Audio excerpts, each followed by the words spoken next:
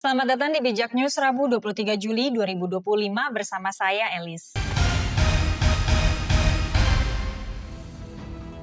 Informasi pertama, Ketua Dewan Direktur Grid Institute Syahganda Nainggolan menilai kemunculan Kaesang di PSI dan lambang partai yang berubah dari mawar ke gajah mencerminkan watak politik serakah nomik keluarga Jokowi. Menurutnya, PSI yang dulunya dikenal dengan idealisme ala Syahrir, kini berubah menjadi partai yang hanya mengandalkan kekuasaan dan uang. Keluarga serakah itu, Jokowi pengen anaknya jadi wapres, satunya lagi gubernur, mantunya juga. Jokowi sendiri otaknya serakah, tegasnya pada Selasa 22 Juli. Ia juga menyoroti bagaimana PSI muncul tiba-tiba dengan spanduk di seluruh Indonesia tanpa kejelasan sumber dana. Syahganda menyebut Jokowi tengah menyiapkan langkah politik menuju 2029 dengan membangun kekuatan baru di luar Prabowo. Bahkan disebut sempat merancang partai besar bersama tokoh-tokoh elit. Menurutnya, Jokowi sangat berkepentingan menjadikan Gibran sebagai presiden, baik sebelum 2029 maupun di tahun itu. Kalau Prabowo sakit, Gibran akan ambil alih, tapi rakyat belum tentu terima, ujarnya. Ia juga menilai elit lama mulai menjauh dari Jokowi karena kecewa, terutama saat Jokowi diserang isu ijazah palsu tapi tak dibela partai manapun. Rakyat tak butuh simbol kosong yang hanya menumpang kekuasaan. PSI hari ini hanya menunggangi Jokowi, bukan lahir dari gerakan rakyat, pukasnya. Informasi kesehatan, obat kuat racikan oplosan dengan bahan kimia obat atau BKO ilegal makin digemari, tapi berisiko fatal. BPOM temukan 15 produk mengandung sildenafil tanpa izin, bisa sebabkan stroke hingga kematian mendadak. Informasi Hankam, TNI Angkatan Laut gelar rapat strategis di Mabesal, bahas operasi dan latihan hadapi perperangan modern pada Senin 21 Juli. Kasal sebut tensi Indo-Pasifik meningkat karena lalu lintas kapal perang negara besar. Informasi ekonomi, Indomaret akan buka 1.000 gerai baru hingga akhir tahun 2025,